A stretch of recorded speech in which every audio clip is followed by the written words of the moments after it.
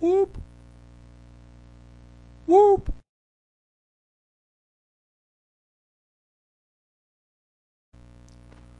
Alright, now this is true, okay? A few nights ago I was at TNA's website, and you know how they have that thing saying TNA lockdown tickets are on sale now? Well, I click on it and I link my way to the arena's website where I'm thinking about getting TNA tickets. And you know how when you buy tickets they have that security word that appears that you have to retype that's different every time you go? Well, here's what appeared for me. Now the security word is different every time you look for tickets, obviously, but this is what I got this time. No. It couldn't be. WCW TV? At first I was like, no way, this has got to be something else. It's got to actually say WOW TV or something. But no, when I typed in WCW TV, it went through and brought me to the shopping cart for TNA tickets. I thought this was hilarious because on this night, as I looked into tickets for a TNA pay-per-view, I was asked to type in WCW TV.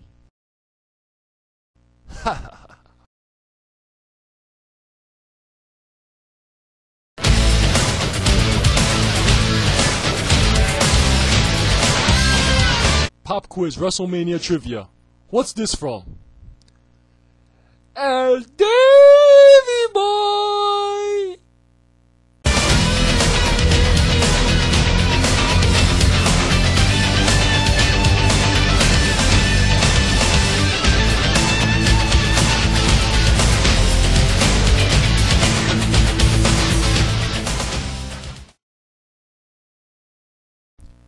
You know there's like a million different flavors of ice cream out there right now? Well, I had this one friend who was like in love with this one particular flavor. It was like this kiwi combination weird mix. Him and his roommates would scarf the snot out of this flavor, right? The rule was that in the freezer there was always to be 2 boxes. And if one box was finished, they would have to go get another one. Well, about a couple months or so ago, me and my friend went to the store, and as per usual, he went to the back to the freezer section to pick up the ice cream. I walked around the store, and eventually I walked towards the freezer section, and there he was, looking up and down, you know.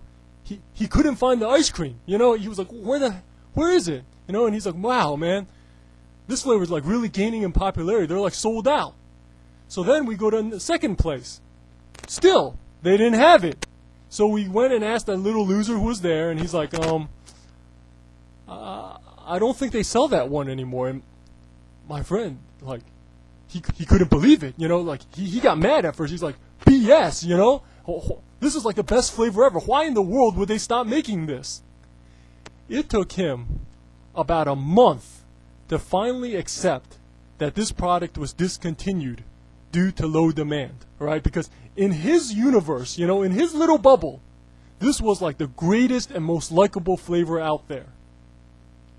This little YouTube community, wrestling community we're in, seems to live in its own little bubble, right? Because in here, we seem to have already decided what's the best, decided what's good and what's not good, right? In here, people have already decided that the X Division is the wrestling style of the future, and that AJ is the next big thing.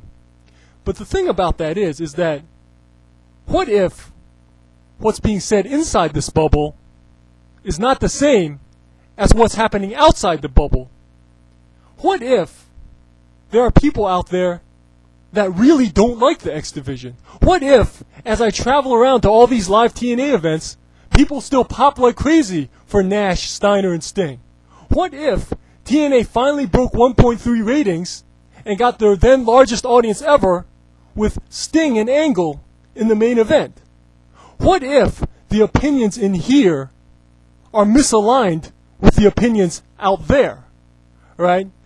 Don't confuse hopes with reality, dreams with reality. Because when people around here say, you know, TNA, the X Division is like the next big thing, the biggest wave of the future, and that AJ Styles is the next HBK, are those realities or are those dreams? Victory cannot rest on dreams alone. And TNA cannot always be going out of their way to cater to the ones in this particular bubble. And on top of that, I don't even find this particular bubble that reliable. I mean, look around. It's a freaking popularity contest around here, you know? All these people jumping on and off bandwagons, you know, turning on each other, willing to change positions at the snap of a finger just to look smart, just to look like a knowledgeable wrestling fan. Right? Like about a month ago, I received this message from a guy telling me how great TNA is, how great everything's going. Then, like last week, I get a message from the same guy talking about, oh, TNA sucks now. They've been sucking for a long time. Basically repeating what a lot of other people on here are saying just to look smart, just to look like an intelligent wrestling fan, just to try to come across as some kind of expert. Well, let me ask you so-called experts something. If a man of learning does not understand the concept of brotherhood, then is not his learning worthless? I mean, who's going to respect a guy who's going around stepping on his own toes and the toes of others, including friends, just to be trendy, just to look smart? How much is his word worth? As far as I'm concerned, not much.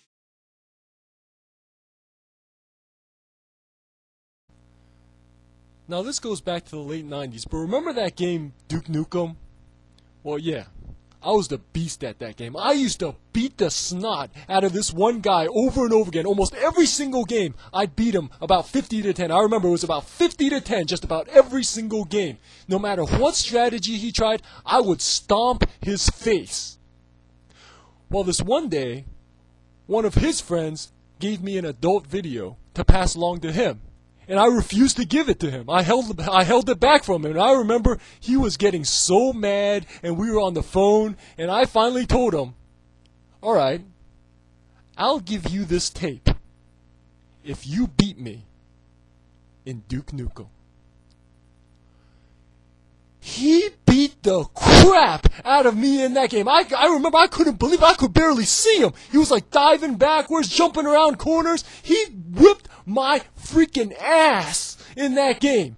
And even though we played so many games prior to that game, even though I won all those other games, even though those games technically were better in terms of strategy and length, this is the match we always refer back to. This is the match we consider our classic. Why do we consider this our classic? Because of the significance of it all. Because the stakes were raised. Because porn was on the line. You know, this was basically like a title match, you know? Where the importance of the match was derived by the prestige of what was on the line. One of the reasons why wrestling is so boring these days, in my opinion, despite all the 4-star matches, is because of the loss of prestige of the title belts. And as the belts lose prestige, the stakes are lowered and the matches lose significance, despite some of them being technically pretty good.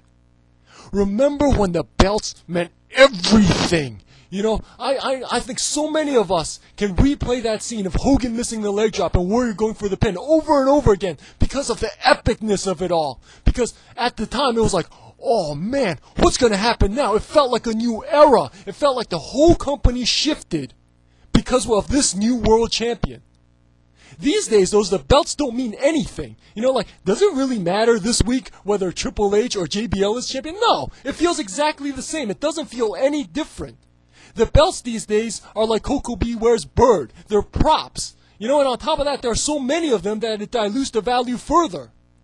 The WWE and TNA need to go back to a time when the belts meant something. It needs to go back to a time where the WWE or the WWF back then basically revolved around the heavyweight title and the Intercontinental title. In other words, the championship belts in professional wrestling need to be as important as porn.